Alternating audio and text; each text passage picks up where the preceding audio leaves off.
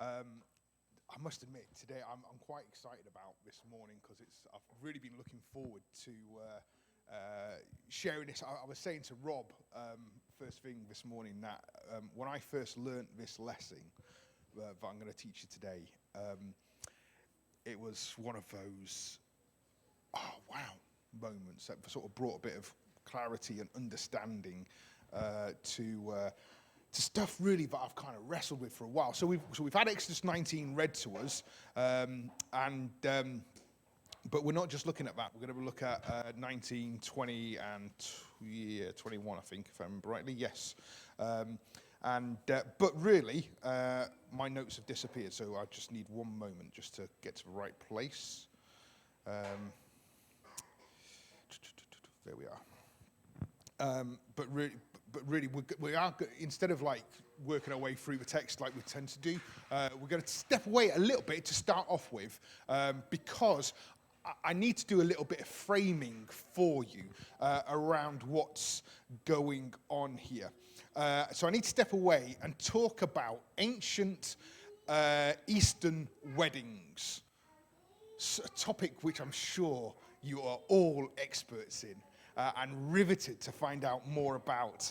But we need to talk about it because actually that's what's happening here at Sinai, is that there is a wedding of sorts going on. So what I want to do this morning is I want to walk us through kind of like the traditions and then piece it all back together. And it's amazing. And I hope, like, whenever I've when I was writing this, and then when I was sort of going through my notes this morning, there's just like this little parts of it just makes my heart sing, and I hope you catch a bit of that for yourself because it's one of those things that, I love. Anyway, I'll stop because in case it is rubbish. And you've gone like, you've just hashed this up way too much, Gavin. All right, but you know. Anyway, so ancient Near East weddings were arranged marriages. And I think that when we hear the phrase arranged marriage, we have negative connotations usually, don't we? Or we think, and I think we typically think one of two things. Either there's a little bit of free choice, and a bride and groom have sort of got to know each other, and they've gone, yeah, we want to get married, and so they have a word with mom and dad kind of work it out behind the scenes. Or we kind of go like, oh, it's really patriarchal, and the father makes a choice for his kids, and they have zero choice over it whatsoever. And the alignments are there just to promote his needs, the father's needs. And it's all about him getting some sort of advantage, particularly the father of the bride. And I think that's kind of how we sort of frame it. But really, ancient Eastern patriarchal society was actually quite different to that. Even though it was patriarchal. And what happened was that the whole family on both sides would get together to help find a spouse that is going to be a good match for you. So it wouldn't just be dad by himself. It wouldn't even just be mom and dad. It would be the whole clan. They would get together and they would try and figure out. So think aunts, uncles, cousins, second cousins, in-laws who have married in. Everybody would get together, and they would be all chipping in on the opinion of the nature and character of the respective couple to see if they think that they would be a good match, and a match which would last through both good times and bad times. And remember, they got married younger. Much, much younger, in fact. Kind of around these young people's age. Yeah,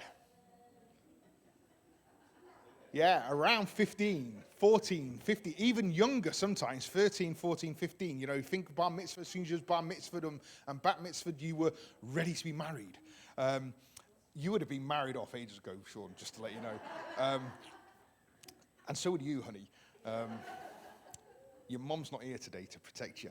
Anyway, but there's no way that society, that community was going to allow teenagers driven by hormones to make decisions as big as this. And so the whole concept was that, you know, the family looked after and made these decisions. I mean, Shakespeare did a good job of explaining what happens when teenagers make decisions like this. So you think about Romeo and Juliet, 6 weeks, and the two main characters are dead, plus a bunch of family and associates, and there's been sword fights and all that sort of stuff.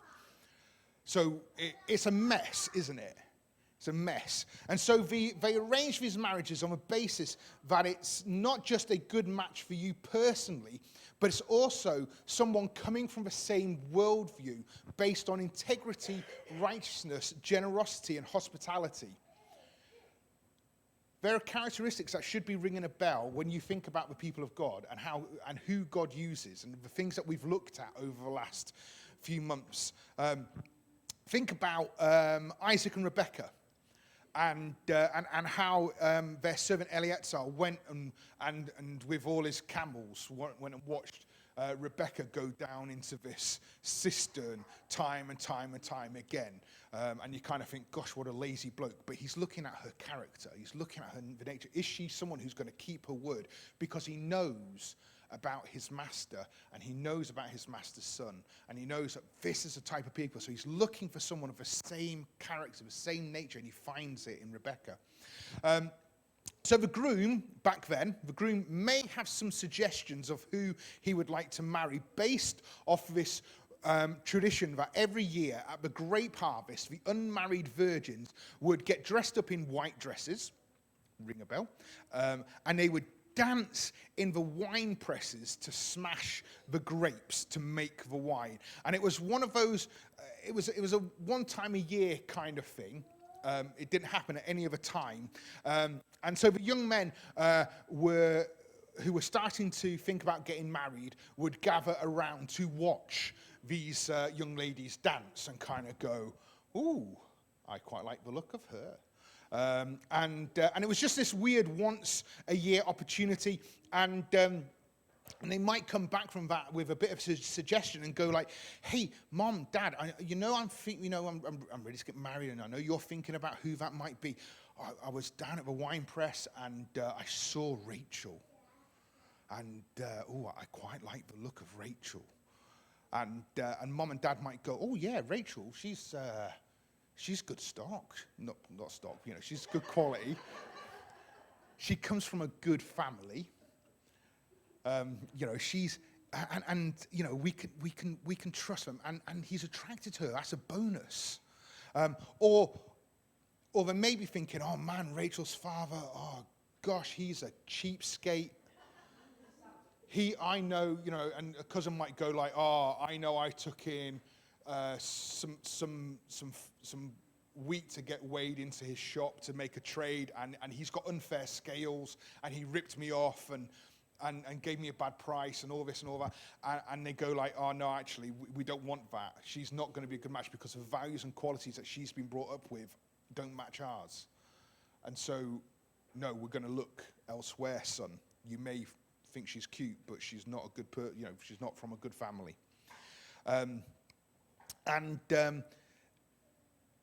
Nevertheless, they would make the pick for you. And once that was decided, there would be what was called a betrothal. And the son, the groom, would go off with his dad to the potential bride and her village. And when they arrive at the village, the dad would take a cup out of his pack. He would fill it with wine, and he would hand it to his son. And the son would take this cup of wine, and he would hand it to the potential bride. And he would say, "This is the cup of the new covenant I make with you today. I will not drink of this cup again until I drink it with you in my Father's house." Ring any bells? When he hands her the cup, and if she takes the cup and drinks from it, it's her way of covenantally saying, "Yes, I accept your proposal." And if she pushes it away, it's her opportunity to say no. And do you know what? We have no records of anybody ever saying no. Doesn't mean it didn't happen. We just don't have records of it. It's one of those weird things, we don't, and I think that's partly because it would almost be like spitting in your parents' face, because they've done all this work behind the back, in the background, to go, we think this is a person for you. And because of, like how families worked back then and what honor was and all that sort of thing, you just, you trusted that they had your best interest in heart. But this wasn't about climbing a ladder or anything like that. It was a real big decision. And so, if you're basically saying, you've done all this work for me, but I'm just going to wait for the next suitor, I don't trust you, it's not a good thing. Possibly did happen, we just don't have records of it. And I think actually it probably was quite rare. So let's say she says yes, and so the groom then leaves. They have a little bit of a party, and then he leaves. And he goes back to his father's town, and he builds onto his father's house. And later in history, this would be called an insula, which is a Latin word. But it's what they ended up using to describe the homes that they built there. And they were multi-family dwellings. Now, you've got to remember that these weren't Greek, these weren't Westerners like you and I, where the whole thing was you grew up and you left and you went and struck off by yourself to create your own journey and pathway and name and all that sort of stuff. They didn't live all independently out on their own. The idea was not to grow up and move out of the house. Sorry, I've got a 17-year-old boy, and I'm thinking, oh, gosh. Anyway, I'm a Westerner. But the idea was actually that the children stayed, and they helped to build the father's legacy and reputation, and they helped to build his vocation. Whatever he was living his life for, they bought into it, and they helped to create it. And so he goes back to his father's house, and he builds an extra room. And different ages of history did it differently, but oftentimes this room would be a room that they would live in for the first year of their marriage together. And he would prepare this room, and he doesn't know how long it's going to take him to prepare this room. He has no idea. Only his dad knows. And this was Dad's last opportunity to teach his son a lesson. And he might be really generous and help him even build this extension and make sure that it's great and fantastic. And and if it was me and my DIY skills, I'm far better than what I used to be. But even now, you wouldn't trust me to build an extension for me and Annie to live in. My gosh, ain't that right, sweetheart? That would not be good, especially when we first got married. Anyway. But actually, it's one of those things, he's teaching, and he's using this as a teaching opportunity. And like I say, Dad might help a lot, he might help a little bit, he might not help at all. And actually, sometimes what would happen is that the son would think that he's finished, and he'd go get Dad and say, look what I've built. And Dad would come in and go like, not good enough, tear it all down, start again. This isn't what I want you to give to your wife.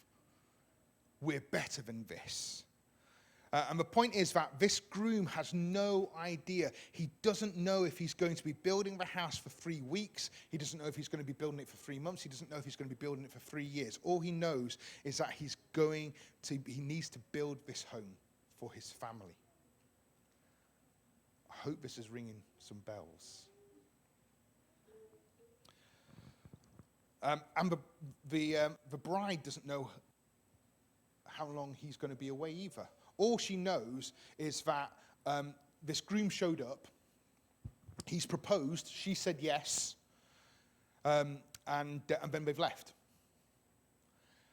And all they know is that they're going to prepare somewhere for them to live together, but they've got no idea when they're going to come back.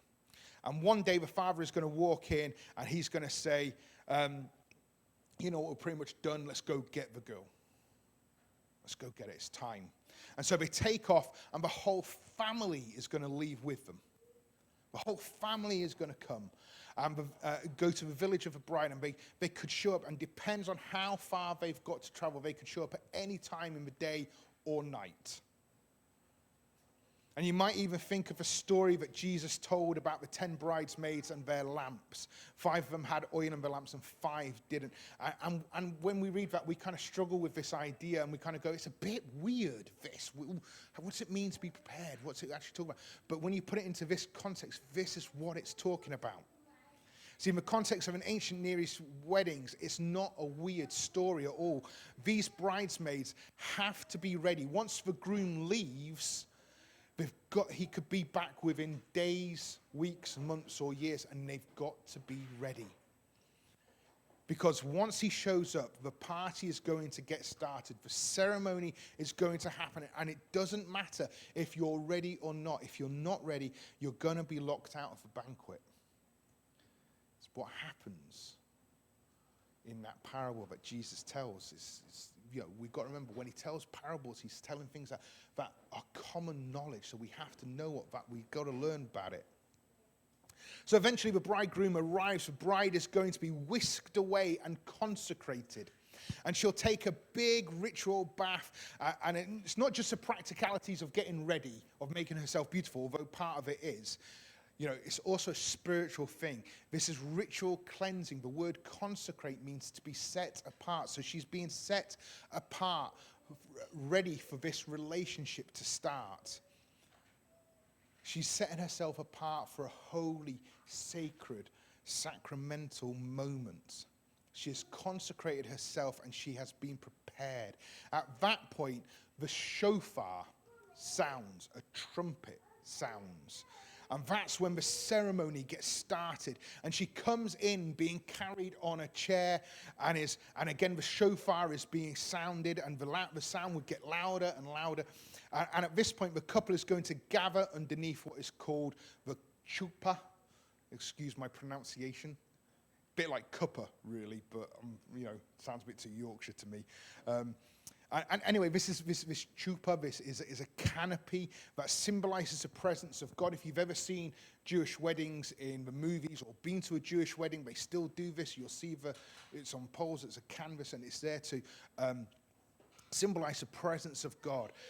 And that's where they're going to essentially take their vows, which is the next step.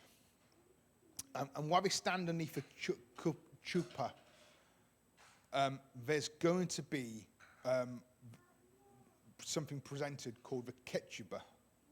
And the ketubah is a covenant that is prepared by the groom, and it's usually 7 or 10 or 12 statements, items that the groom is basically saying, this is the foundation of a relationship. These are the main tenets that I want to build our marriage on. In the ancient world, the bride wasn't part of making the ketubah.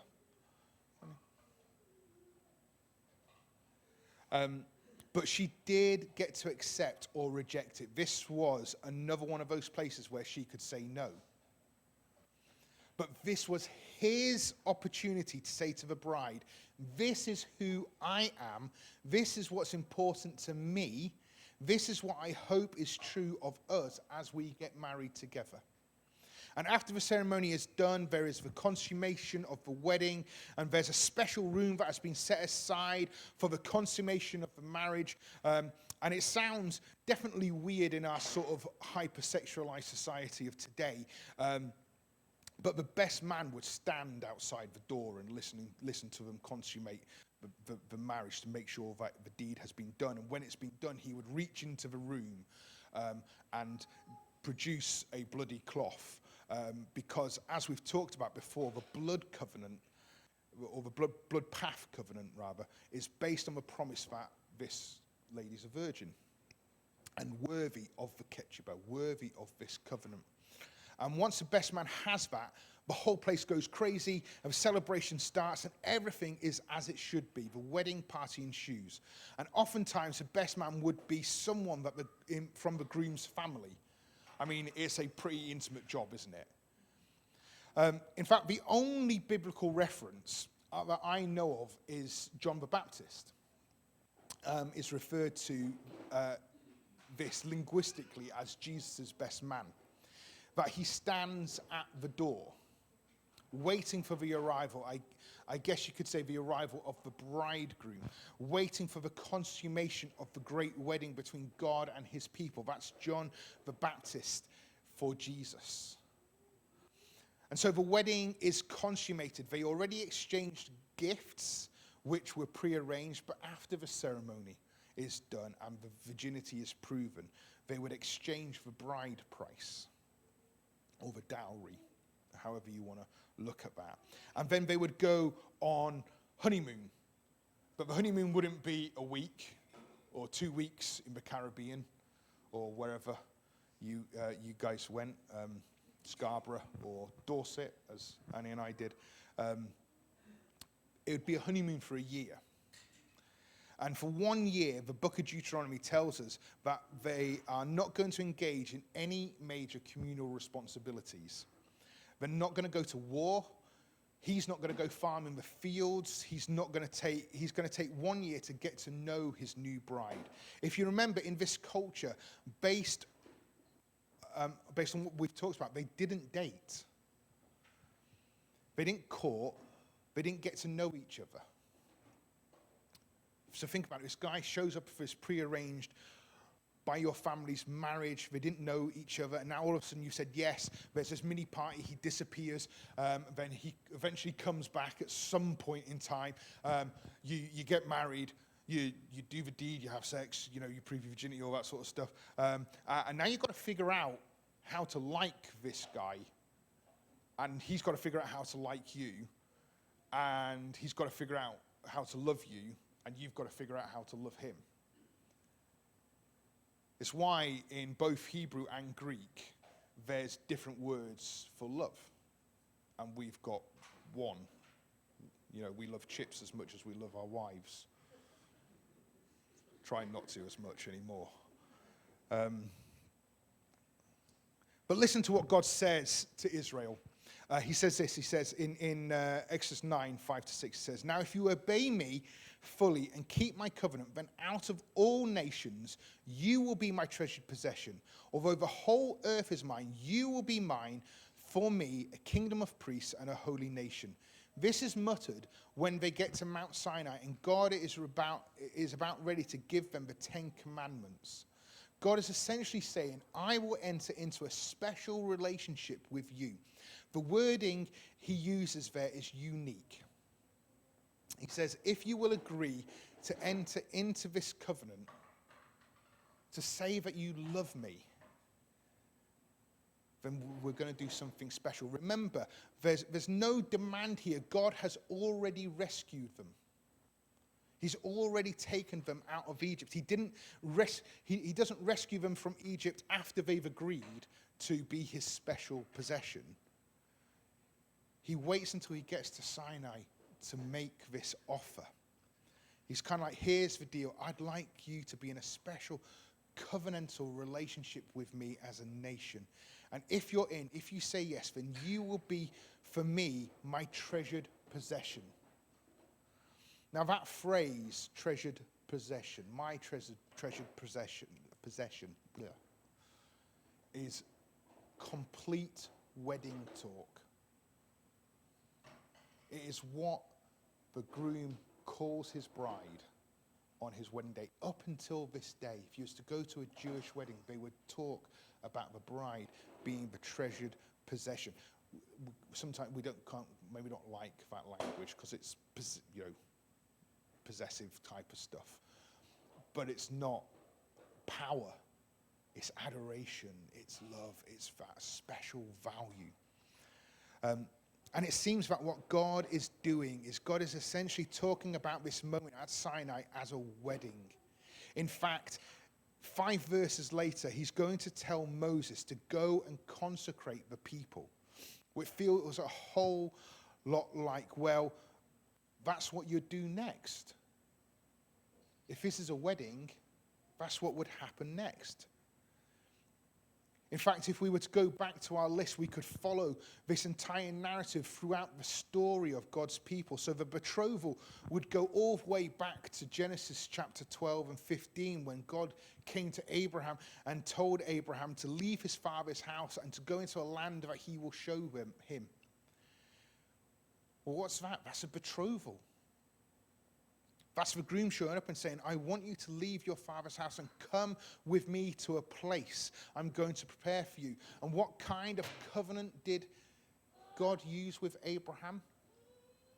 Does anybody remember? It's a blood path covenant, isn't it? Remember, he takes all these animals and splits them in two, apart from the birds, and creates this channel, and then realizes what he's doing, and so doesn't do anything, and then God moves through the blood path as both vassal and suzerain. I couldn't remember the word then of the main character. But it's a covenant. It's a marriage covenant. It's the exact covenant you would expect if God is viewing this as a betrothal. Then later, the groom leaves, and we could see this as their time in Egypt, when it appears that God has disappeared and the people are crying out, where is our groom? You can put this as into our context, that old ancient prayer, Maranatha, come, Lord Jesus. We long and wait for his return. Then the arrival of the bridegroom, well, that could be the story of Passover. The bridegroom shows up. The bride is consecrated. God tells Moses to consecrate Israel. We just mentioned that in Exodus 19. The shofar is sounded. The trumpet is sounded. We're told that when they get to Sinai, we're told specifically about the sound of a trumpet that gets louder and louder. Then they're going to gather underneath the chuppah. I keep changing the pronunciation of that, don't I? Chuppah, whatever. Chuppah, if you're taking notes. And that would actually be, that would be the cloud at Mount Sinai. You know, again, you saw in the reading, didn't you, this cloud appear, and then it gets even stronger or thicker or deeper or whatever the language is there. It's this gigantic cloud, and we're told that it covers the whole mountain. In fact, one interesting thing is that it says that Israel camps against the mountain or even under the mountain, and it implies that they are under this chuppah. And they're going to be presented with the ketubah. And that's going to be the 10 Commandments in Exodus 20. The 10 Commandments there, that's going to be, like I say, that's going to be the ketubah. And you think about it, you have 2 tablets, one for the bride, one for the groom. And often this was the case in the ancient world, this contractual thing. And they got these 10 things on them. God says, this is what I want to define our relationship. This is the starting place. This is the foundation of our relationship. There's a consummation of the wedding, which is going to be the tabernacle. The tabernacle is going to serve as the honeymoon suite, in essence. And then we're going to have the exchange of wedding gifts. And if you ever listen to Orthodox Judaism, you'll hear them talk about the law as their gifts. It's a gift. It's God's gifts to them. And quite often they talk about it as wedding gifts because they have always kept that link between Sinai and a wedding. Then, of course, you have the honeymoon year, which is all that time wandering around in the desert, which we kind of go, well, what's going, this is punishment. But actually, God sees it as honeymoon. And we know that because in Jeremiah 2:2, he says this, he says, I remember how you followed me through the desert like a bride. I remember the devotion of your youth, how as a bride you loved me and followed me through the desert, through a land, not a zone. And God saw their time there as a honeymoon. Then you could look at Ezekiel 16 and you could look at Ezekiel 23 and see God continue to use this metaphor of calling them back, and you can see it in the entire book of Hosea. And you could obviously look at the book of Song of Songs. Do you know what? We haven't even mentioned Jesus, and Jesus has got a lot to say about this, but obviously Jesus comes a bit further down the road to where we're at. But he's got a lot to say about this. So consider, this is the words of Jesus. John 14, he says this, he says, "My Father's house has many rooms. If it were not so, I would not have told you that I am going there to prepare a place for you. If I go to prepare a place for you, I will come back and take you to be with me, that you also may be where I am." That's straight up wedding talk. How about this one from Mark 13? "But about that day or hour no one knows, not even the angels in heaven, nor the Son, only the Father." Talking about his return. He says, "I don't know the hour. Only the Father knows."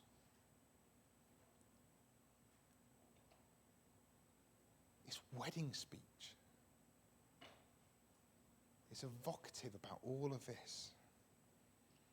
It's just all over the story. And later in the story, if this is a wedding, we have ourselves a major problem. Because do you remember what happened when Moses is up on Sinai? What goes on? They make a cow. They make a golden calf. You know, we can't. You know, you can see it as this like wedding and go, "Oh, it's all sweet and romantic backdrop to God's story and God's people." But there's this problem because as Moses is coming down with his ketubah, he sees that they're committing adultery. That's what idolatry is.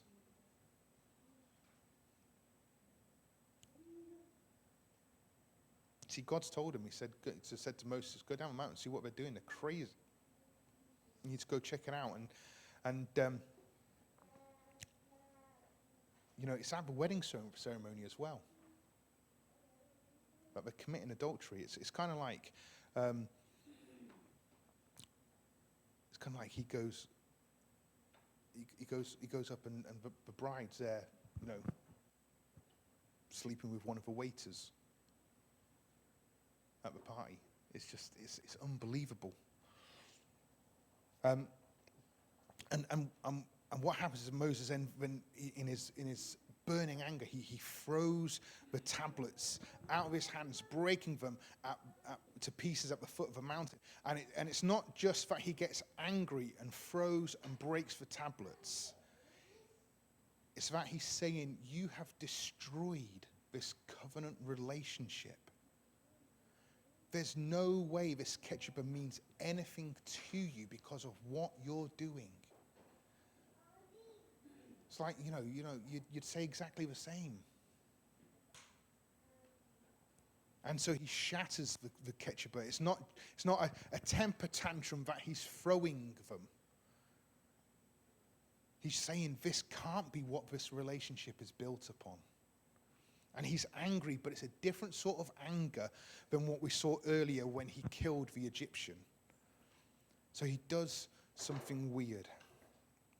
He took the calf the people had made and he burned it in the fire. He ground it to a powder and scattered it in water and made the Israelites drink it. And you're like, okay, well, that's an interesting little punishment, right? Now, I've read scholars that would suggest that this isn't a brand new idea in Torah.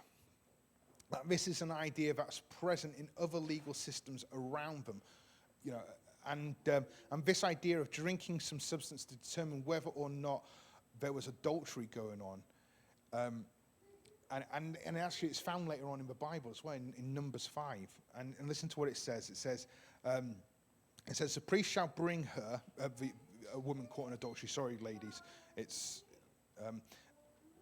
He says, the priest shall bring her and have her stand before the Lord. Then he shall take some holy water in a clay jar and put some of the dust from the tabernacle floor into the water. He shall make the woman drink that bitter water that brings a curse. This water that brings a curse and causes bitter suffering will enter her.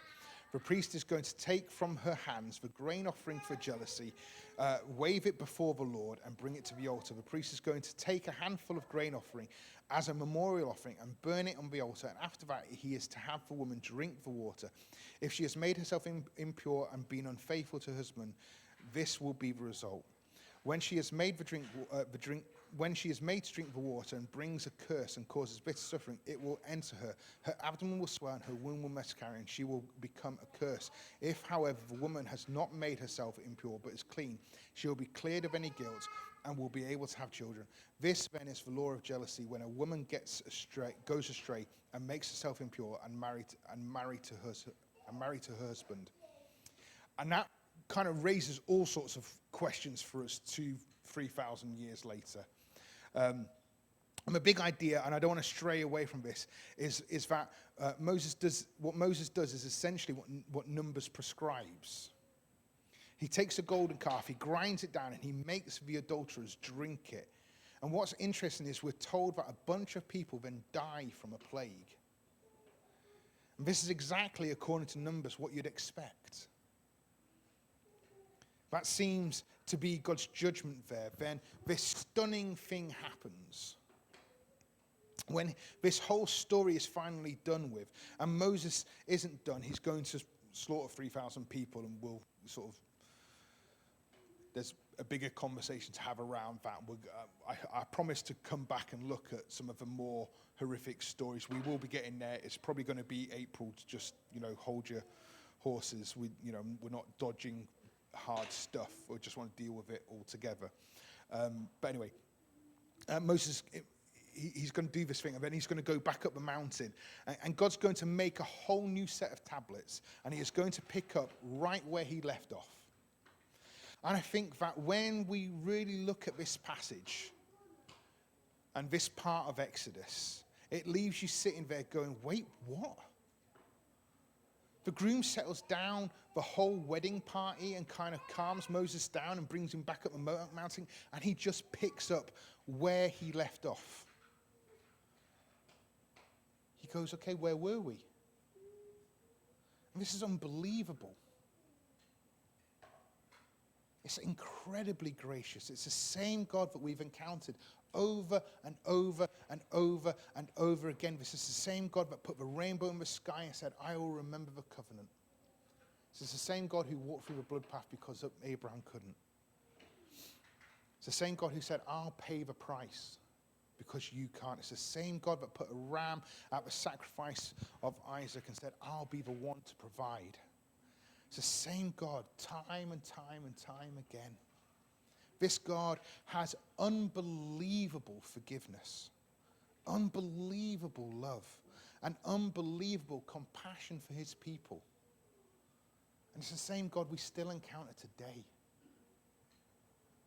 We're going to move into a time of communion in a moment, and I really hope you've heard the things that resonate, that ring, that, like Jesus himself said, I will not, Mark 13, I will not drink from this cup again. We're going to use those words.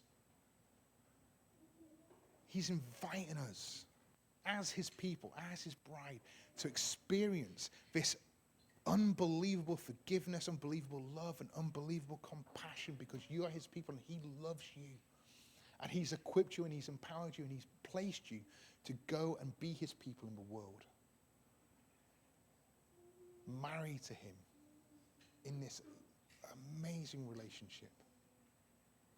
Amen? Amen.